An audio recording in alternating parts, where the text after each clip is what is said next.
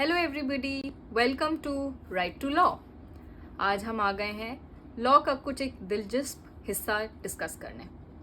तो हम सब जानते हैं कि हमारे संविधान में कुछ अधिकार हैं हम सब के लिए।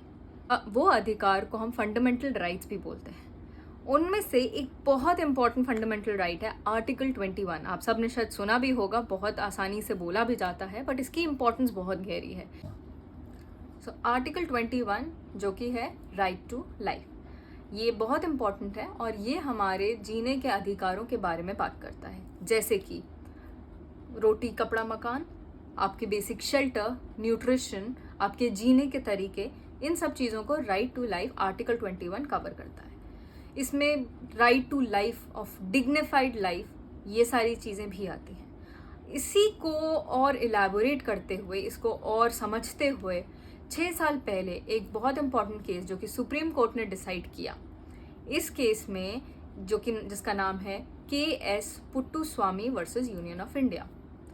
इस केस में कोर्ट ने बोला कि राइट टू प्राइवेसी भी राइट टू लाइफ का पार्ट है। इन फंडामेंटल राइट्स का इंपॉर्टेंस क्या है, पहले हम एक चीज़ ये समझने की कोशिश करते हैं। ये फंडामेंटल राइट्स आपसे कोई छीन नहीं सकता।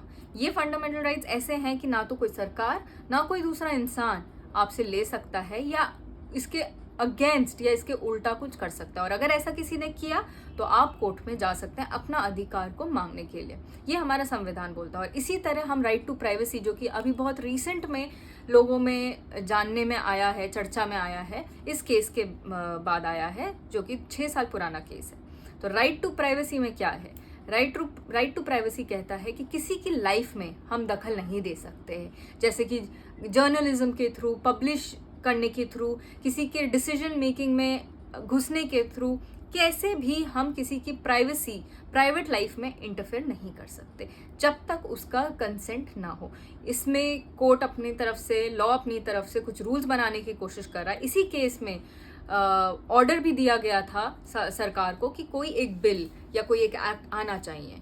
तो राइट टू प्राइवेसी है, किसी के भी लाइफ में आप इंटरफेयर नहीं कर सकते, किसी के डिसीजन मेकिंग में इंटरफेयर नहीं कर सकते, किसी की लाइफ से रिलेटेड कोई चीज़ को आप पब्लिश नहीं कर सकते किसी भी फॉर्म में, चाहे वो एक इंसान को इन्फॉर्मेशन शेयर करना हो या पब्लिक एट लार्ज में हो। तो ये इस टाइप की कोई भी चीज़ पब्लिश कहलाई जाती है। तो ना आप पब्लिश कर सकते हो, ना किसी और की लाइफ में इंटरफेयर कर सकते हो। ये सब राइट टू प्राइवेसी में आता है। दैट इज आर्टिकल 21 अब राइट टू प्राइवेसी भी कवर करता है। इस राइट टू प्राइवेसी जो कि पुट्टुस्वामी के केस के बाद देश में आया है, इस केस में सुप्रीम कोर्ट ने सरकार को ये आदेश दिया और कहा कि आप कोई एक ऐसा लॉ निकालिए जो इस राइट टू प्राइवेसी को डिफाइन करता हो, इसके रूल्स, कुछ नियम बनाता हो और इसको सख्त भी रखता हो, बैलेंस रखता हो। तो इसी वजह से एक नया लॉ आया है, digital personal data protection act 2023। ये इसी साल एक्ट पास हुआ है और ये इस कंट्री में अब से लागू है। इसके बारे में और डिटेल में हम बात करेंगे अपनी अगली वीडियो में। तो stay tuned and follow right to law.